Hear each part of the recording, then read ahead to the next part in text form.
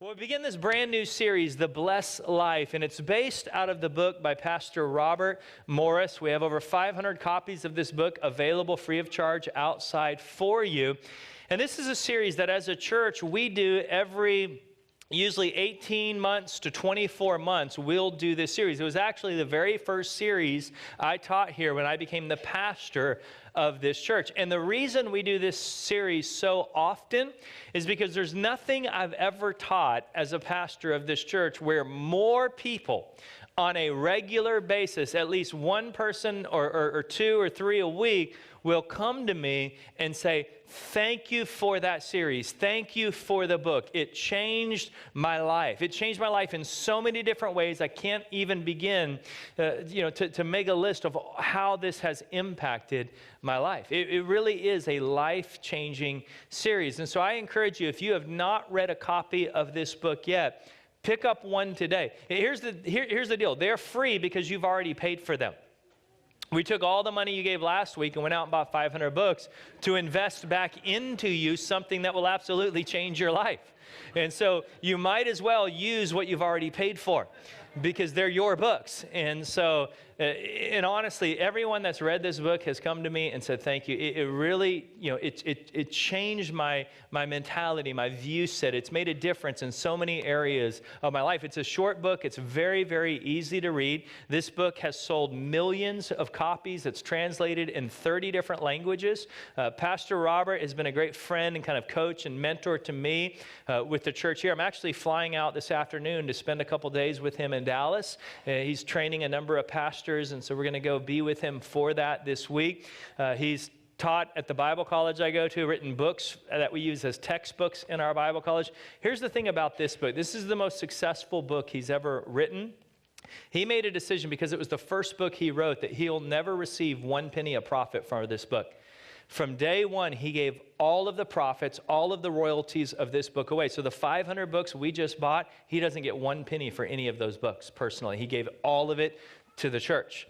And it's been the most successful book he's ever written because he believes in this message so much to change the lives of people. So as we begin this series and go through the next couple weeks on The Blessed Life, I want to encourage you to pick up a copy of the book and read it as we go through this series. It's easy. It's fun. I cried half of the book. I mean, it really is a very moving book and a powerful book to understand. So encourage you to pick that up. Let's jump into the message today. And again, let me make it clear. It's The Blessed Life, not The Blessed Pocketbook. This is not a how to get rich quick program. This is not that at all. We'll actually deal with that in a few moments. I want to begin today by showing you two parallel passages in Matthew and Luke. It's the same story, and I want to show it to you in each version. First, Matthew chapter 7, and we're going to look at two verses, verses 1 and 2, and particularly two phrases. Do not judge, or you too will be judged. For in the same way you judge others, you will be judged. And with the measure you use, it will be measured to you. So let me ask a question about these two verses here. Is the word money anywhere in these two verses? No, not at all. It's not the context. The context of these verses is judging. Do not judge others, or you will be judged. That's the context. This is the Sermon on the Mount, and Jesus is teaching us all about the heart. So what I want you to do for a moment is I want you to commit to short-term memory the first phrase and the last phrase so that when I show you this in a parallel passage, you'll understand this is the same message. So say this with me quickly. Do not judge, or you too will be judged. Now the last phrase. With the measure you use, it will be measured to you. Now let me show you in Luke chapter 6, the same message, but he includes a verse that Matthew leaves out that is very important for us. First off, here's the first phrase of verse 37, do not judge and you will not be judged. Here's the last phrase of verse 38, for with the measure you use, it will be measured to you. So will you agree this is the same message? Yes, same message. Now I want to show you one verse that you've heard many times, but the problem is for many of us, we've heard this verse taken completely out of context, and we oftentimes have taken it completely out of context. Here's verse 37. Do not judge and you will not be judged. Do not condemn, and you will not be condemned. Forgive, and you will be forgiven. Now, here's the verse that many of you have heard, verse 38, but I want to help you understand the context of it today. Give, and it will be given to you. A good measure, pressed down, shaken together, and running over will be poured into your lap. The end of 38, for with the measure you use, it will be measured to you. Now, this may shock some of you who grew up in the church, but the word money is not mentioned at all in those two verses. But the problem is, most of the time we hear Luke chapter 6, verse 38 taught, we automatically assume money. Give, and it'll be given back to you. Good measure, pressed down, shaken together, and running over. We think money. In fact, most of the time we hear the word give, we think money. I was thinking about it this week. How often do I, as a pastor, teach on giving in our church? You know, some people would say, every year, every other year. The truth is, I teach on giving every single week in our church. I can't teach anything without teaching on giving. Like, I can't teach you about grace without teaching you about giving. For God so loved the world that he gave.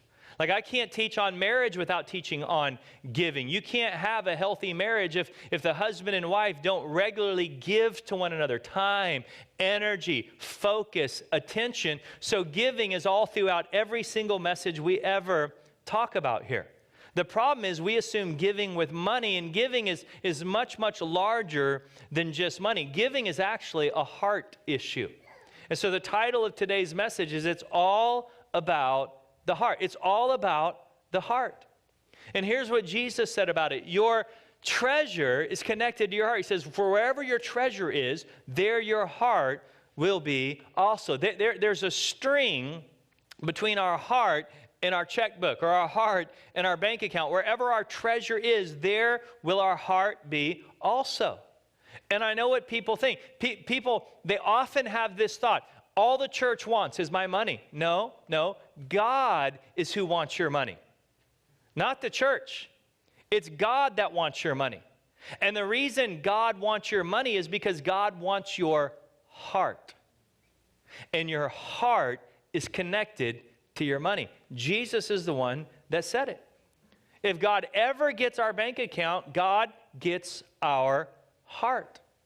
I mean, I can prove it to you. How many of you grew up in a traditional church where they passed those, those round saucer plate looking things down the aisle and everybody had to give money? Remember those things? Aren't you glad we don't do that? I mean, it's like, those things always bothered me because it was like the pressure and the guilt and I can show you that there's literally a string attached from your heart to your wallet. Go to one of those churches sometime and watch when those plates are passed. When people go to grab their wallet, they get heartburn at the same time. It's like, there's a string that tugs at their heart when they reach for their wallet. I mean, it's true. Our heart is connected to our money. Think about it this way. If you buy or you put money into a stock that you've never had before, it could be a stock that you've never cared about.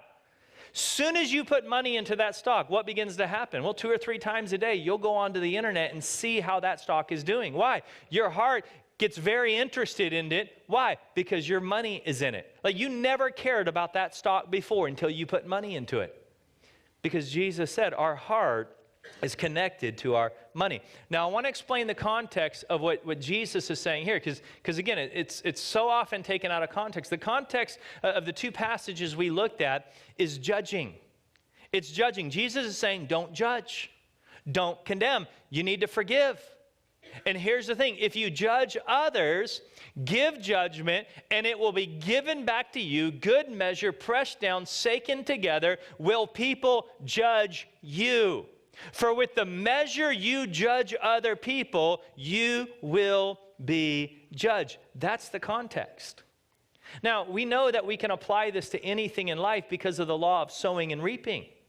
Whenever you give something, good or bad, you will get more of it back. Think about it like this. You plant 1 apple seed, you don't get 1 apple seed back, do you? No, you get a tree, and the tree produces many apples, and the apples produce many seeds. So whatever you give of, you're going to get more of it back. I was helping my son with school the other day. We're kind of in the little office at home and working on some school lessons, and he wasn't paying attention. He wasn't listening, and I was getting a little frustrated, and I corrected him on something, and then all of a sudden, he just unloaded on me, yelling at me. And I'm like, dude, we don't yell. I mean, that's like, where did that come from? And he's like yelling at me, you know, and he's a good kid. So it wasn't like him. And then I'm thinking about it, like, why is he yelling at me? And then a couple days later, we were driving down the road in the car, and he was in the back seat, and he wasn't listening. He was doing something he wasn't supposed to do, and I was trying to tell him not to, and he wasn't listening. And so I finally lost it, and I looked at him and said, what are you doing? Stop it. And then all of a sudden, I realized why he's yelling at me. Give, and it will be given back to you. Good measure, pressed down, shaken together, running over, will yelling come back. So I've had to work on my parenting sense and figure I've got to develop a different strategy.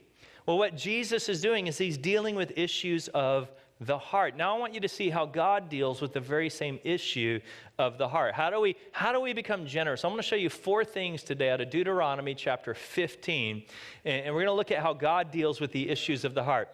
Deuteronomy 15, verse 7, if there is among you a poor man of your brethren within any of the gates in your land, which the Lord your God is giving you. I want to point out that it was God that gave it to him. I mean, you have to understand, God is who gave you everything you have. It's the Lord who gave it to you in the first place.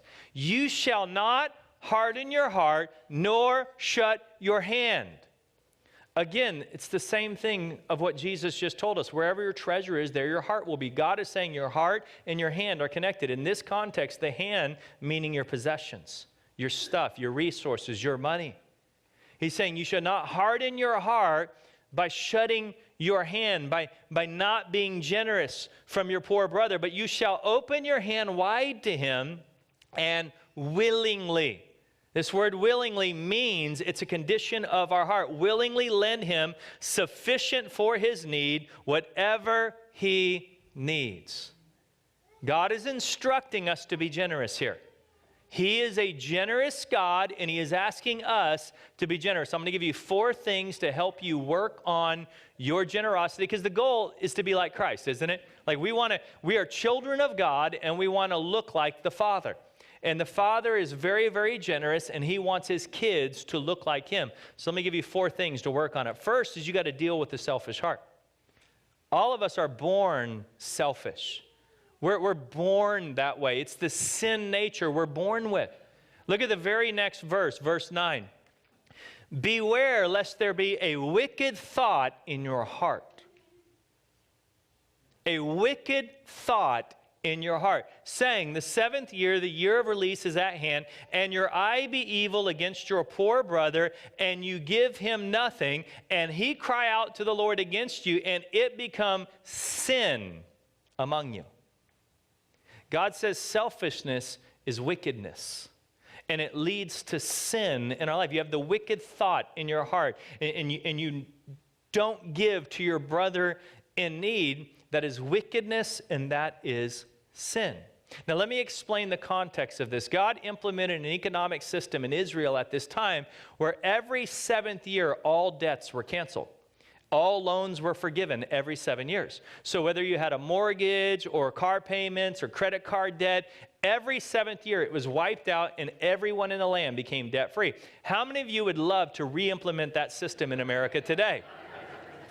God knows about finances. Like God does a really good job when it comes to finances. And everyone became debt-free every 7 years. And so what the verse is telling us is don't harden your heart. Don't be wicked.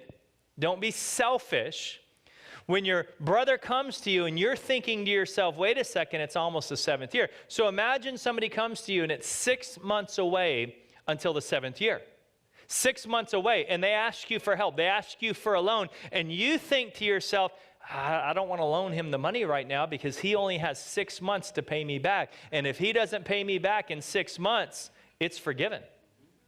I lose it all. And God's saying that's wicked to think that way. That's selfishness. Don't let that selfish root get into your heart. Don't think that way. Be a giver. Think about it like this. God never asked us to pay him back. Look what God gave to us. Never once did God ask us to pay for it or pay it back. And then here's a thought for you. Why do you think God invented giving in the first place? Because God created the concept of giving. Why do you think God invented giving in the first place? I've heard people say, well, God needs us to give to provide for his work. God needs us to give to provide for his work. Think about that for a moment. Do you really believe, do you honestly believe God needs your money to provide for his work? Do you honestly believe God is sitting in heaven right now figuring out how in the world they're going to pay their light bill? And he needs your money to figure it out. I mean, do you think God is paving the streets of gold right now and they're just having a shortage of gold in heaven and they're laying off angels and he needs gold so he can finish heaven? It reminds me of a joke, I heard where there was a guy who was very wealthy. He just made a lot of money. He did incredibly well for himself. And he didn't want to die because he didn't want to leave all of his money behind. He worked so hard for it. He wanted to take it with him. So he decided to make a deal with God. And God, he didn't want to set the precedence, but, this guy was persistent. So God said, fine, if you have to bring your money with you, go ahead and bring your money with you. We'll let you bring your money with you to heaven. So the guy took all of his money and converted it into gold, like gold bullion, gold coins. And he just had, 2 suitcases filled with gold so that when he died, he could bring all of his wealth with him. And he died and he had his suitcases and he's on his way to heaven, and he gets to the gate of heaven, and St. Peter is at the gate. And Peter looks at the guy and says, sir, you can't bring your luggage in here. No baggage allowed. You got to leave that on earth. He's like, no, I made a deal with God. It's okay. I can bring, my baggage with me. I made an arrangement with God. So Peter calls the main office, and he talks to God, and God's like, yeah, this guy really wanted to bring his stuff. He didn't want to, let it go. So he brought it with him. And so let him in. So Peter's like, all right, sir, you can come in. But before you come in, you got to open up your suitcase. I just got to know what could be so valuable that you had to bring it to heaven with you. And so the guy proudly opens up his suitcase, and there's all of his gold. And Peter looks at it, and he thinks, you brought pavement to heaven?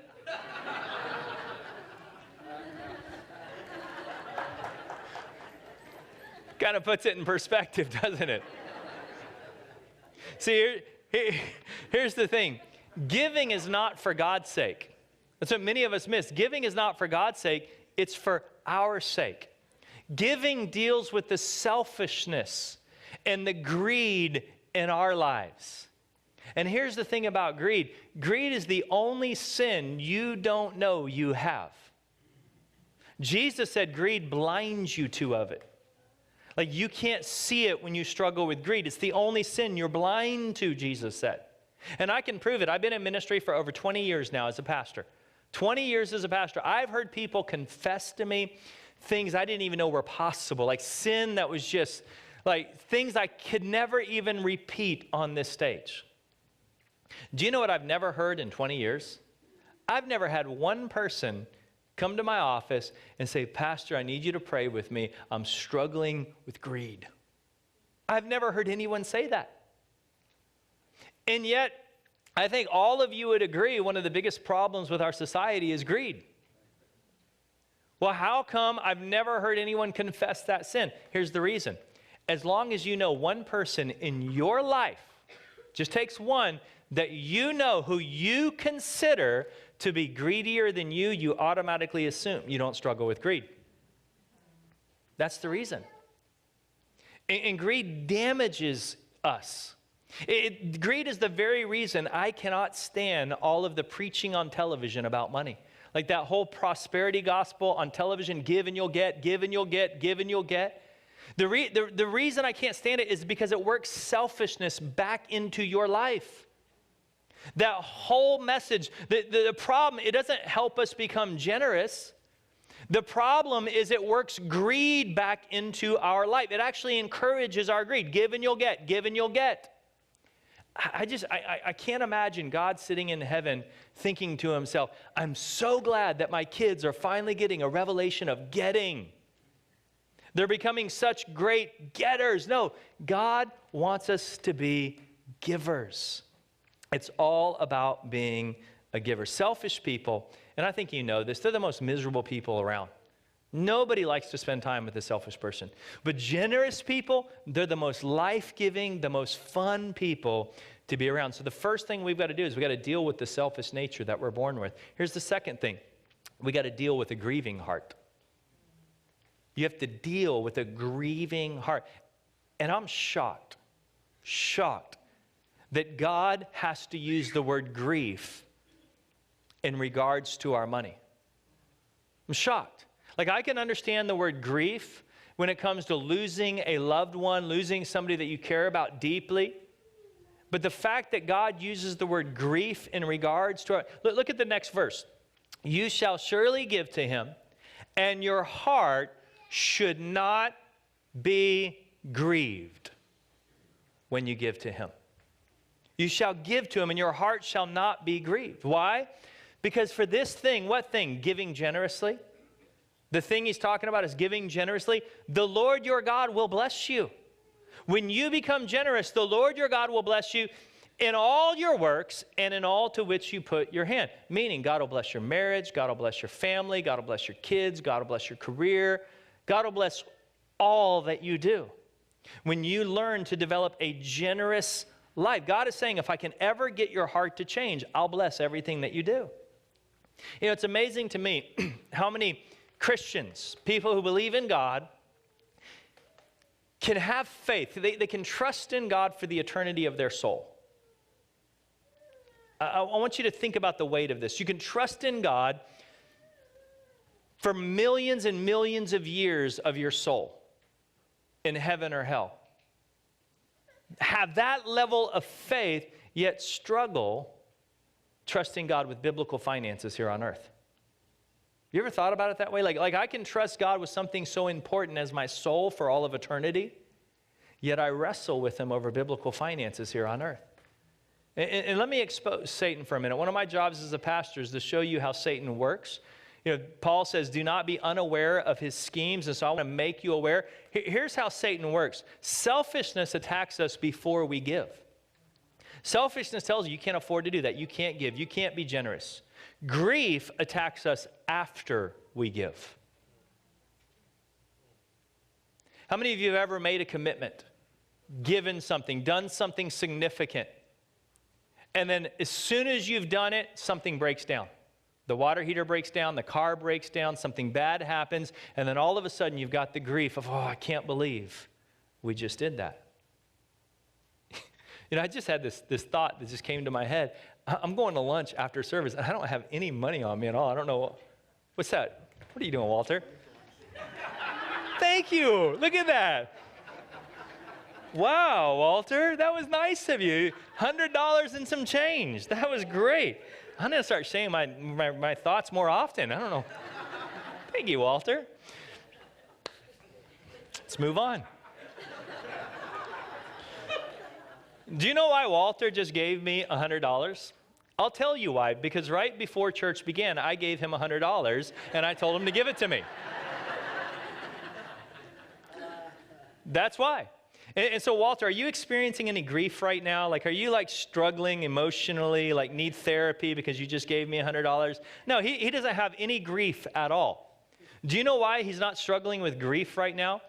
Because it wasn't his money. It wasn't his money. Do you know why we struggle with grief when we give? Because we thought it was ours. We thought it was ours. And yet David says the earth is the Lord's and everything in it. It was always his. It was all God's. So we got to deal with the grieving heart. Deal with the selfish heart. Deal with the grieving heart. Now let's play some offense. That was the defense. Now let's move to offense. Here's number 3. Develop a generous heart. We got to work on developing a generous heart. Look at the very next verse, verse 14. You shall supply him generously from your flock, generously from your threshing floor and from your winepress. And look at this. From what the Lord your God has blessed you with, you shall give to him. Again, it's all from God. Give out of what God has blessed you with. See, we are born in this world selfish. We are born getters. We are born again in Christ givers. It's the process of letting God renew our minds so that we can become generous. What's the hardest word to teach a child? Share. Share. You know, my son used to have friends come over and he'd be playing with a toy, and one of his friends would pick up one of his toys he wasn't playing with. And what would my son do? That's mine. I was playing with that. That's mine. I was playing with that. No. Share. Share. I mean, it's the hardest thing to teach a child. And yet I think God is sitting in heaven and he's looking at 40 and 50 and 60-year-old full-grown children. And God is saying, share.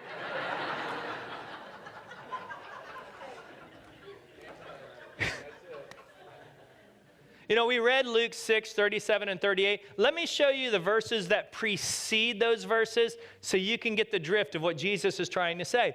Give to anyone who asks. And when things are taken away from you, don't try to get them back. Do to others as you would like them to do to you. If you love only those who love you, why should you get credit for that? Even sinners love those who love them. And if you do good only to those who do good to you, why should you get credit? Even sinners do that much. And if you lend money only to those who can repay you, why should you get credit? Even sinners will lend to other sinners for a full return. Love your enemies. Do good to them. Lend to them. Who? Your enemies. Lend to them without expecting to be repaid. It sounds like Jesus is trying to teach us how to give with the right heart. He's trying to teach us a little bit about generosity. God is saying, look, I'm generous. And you are my children. You are my kids. Why aren't you acting like me? Why do I have to keep saying, share? And here's what will happen. Jesus says, then, when you learn to live generously, when you learn, to give of yourself, then your reward from heaven will be very great. And you will be acting as children of the Most High. We are to be like God. Act like Him. Reflect Him. And then he goes on to say, for He is kind to those who are unthankful and wicked. Do you know who the unthankful and wicked are? It's us. Let me remind you, we were the unthankful and the wicked. And yet God gave to us before we became thankful. Romans says it like this: while we were still sinners, while we were still selfish, while we were unthankful, while we were wicked, Christ died for us. He didn't say, wait a second, you need to become thankful and then I'll do it. He did it while we were a mess. He didn't wait for us to change. He did it while we were a mess. And that's what he wants us to learn to do. And it's not easy to teach people how to give. It's not easy to teach my son how to give. Like the other day, we were going to clean out some of his toys because he just has way too many toys. And we were going to take him down to our orphanage in Mexico. And so I told him, I said, go into your room and get a bunch of toys that we can bring down to the children. And he came back with a box of all of his broken toys that he doesn't like playing with anymore. And I'm like, no. That is not, you missed the concept here. You're giving your best. You're either going to take your allowance and buy something new, or you're going to give the best. But we're not giving leftovers to people. Like, you don't want them, nobody else wants them. Like, let's give our best. It's a concept we've got to learn. You know, as a pastor, I hear people often say to me, I want to learn to hear God's voice. I want to hear God speak to me. Like, I want to learn to hear his voice, and I want to know when God speaks to me. You know what the easiest way to learn how to hear God's voice is? Ask the right question. And let me give you the right question. Lord, what should I give? I'm telling you, you ask that question, he loves to answer it. There's nothing he likes answering more than that question. Why? Because he's generous, and he wants you to be like him. And so when you go to God and you say, God, what should I give? He'll answer you every time. And it'll scare you sometimes, but he will answer you every time. And you'll learn to hear and sense his voice. Let me give you the last one. And number 4 is the key to number 3. You get number 4 and number 3 automatically happens. You become generous. Here's number 4, develop a grateful heart. When you learn to develop a grateful heart, you will develop a generous heart. Look at the next verse in Deuteronomy. You shall remember. Remember. Remember that you were a slave in the land of Egypt, and the Lord your God redeemed you. Therefore, I command you this thing. What thing? To be generous, to give to those who are in need. God says, I'm commanding you this thing today. Why? On the basis that you were once a slave, on the basis that I redeemed you, on the basis there was a time in your life you had nothing. When you were in Egypt, you had no possessions. You had no wealth. You were abused. You were in slavery. And I redeemed you. And I gave you the promised land. And I blessed you. And so on the basis of what I've done for you, I'm commanding you to be generous. Because you need to remember that everything you have is because of me. You know, as I was preparing for this message, I started reflecting on my life. And if I could be very honest and transparent with you today, I don't struggle with giving at all. I don't. And I know there's people in our church that wrestle with this, that wrestle with tithing, that wrestle with giving. I don't. The first 10% of everything I earn, it's God's. I don't even consider it mine. I've never thought about touching it or using it because it's His, and it's just the way it is. And giving above that, I've just been generous. I wouldn't say always, but as a Christian, I've just been generous, and I don't struggle with it. From giving, my savings away a couple times, to giving a car away, to giving a motorcycle away, to giving, just doing these things, it's never been a struggle for me. And I really wanted to search my heart this week and figure out why. Why is it easy for me? Why do other people struggle with generosity, and why is it so easy for me? And what God revealed to me, the reason why it's not hard for me to tithe, the reason why it's not hard for me to give above my tithe, to be generous, is because I've never gotten over getting saved. That's the truth. I've never gotten over it. I've never gotten over what Christ has done in my life. I remember what my life was like before Christ. And I remind myself often of where I would be without Him. The honest truth, if it wasn't for Christ, I'd be living some desert, in some broken down trailer, working at a truck stop. After losing my wife and losing my son, my life would be a disaster. And so I've never forgotten what He's done for me. I've never forgotten what so it's not hard for me. I'm so grateful for what He's done that it's easy to be generous. Here's the thing, when you're grateful, it's easy to be generous because you know where the source is. The very word grateful means somebody gave it to you. So grateful produces generosity because you know it was never yours, it was given to you. And you know the person that gave it to you can give it to you again, and so it's easy to let go. It's easy for me to let go of things. You talk to my wife, every time I've come home with this outrageous, gift in my heart that I wanted to do, she's never one time tried to stop me. She's never one time tried to talk me out of it. Even when it was scary for our family. And the reason is she remembers who I used to be before Christ really got a hold of me. And she likes who I am now a lot better than what I was. And she's grateful. See, gratefulness makes it easy to be generous. I've never gotten over getting saved. And honestly, some of you need to remind yourself every once in a while that you used to be a slave. You need to remind yourself that there was a point in your life where if you would have died in that condition, you would have you would have been in hell forever. I think you need to remind yourself of that every once in a while. Remind yourself what he's done and what this means. And it'll change your heart. Would you close your eyes with me for a moment? Before we leave today, I don't want to leave without giving you an opportunity to give the greatest gift you could ever give to God. And let me make this clear. This has nothing to do with your money, your possessions, none of that. The greatest gift you can give to God is your life. The greatest gift you can give your God is your life. And so I want to ask if there's anyone here this morning who's never given their life to God. I would love to lead you in a simple prayer of giving your life to God. Or if there's people here today where you need to give your life back to God, meaning that there was a point where you felt like you gave your life to God, but if you were honest, you're not there anymore.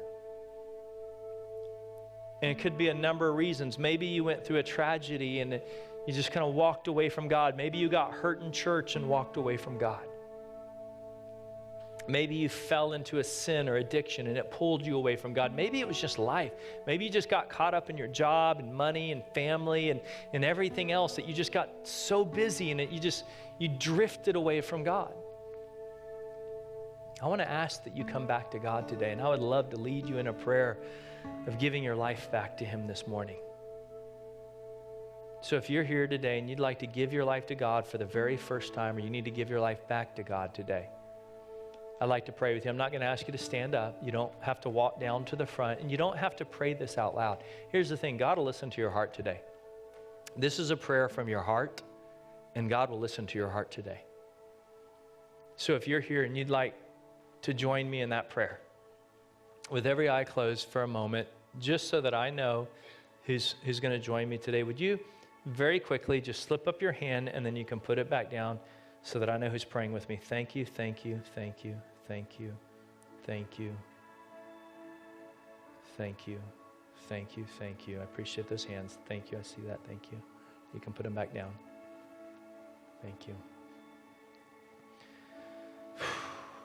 Here's the prayer. In your heart, I would like you to pray this to God. Say, Jesus, today I give you my life.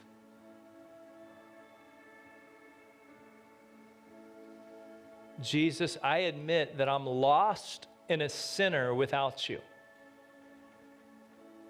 Thank you for forgiving me. Thank you for accepting me. And thank you that you will never hold my past against me. In Jesus' name, amen.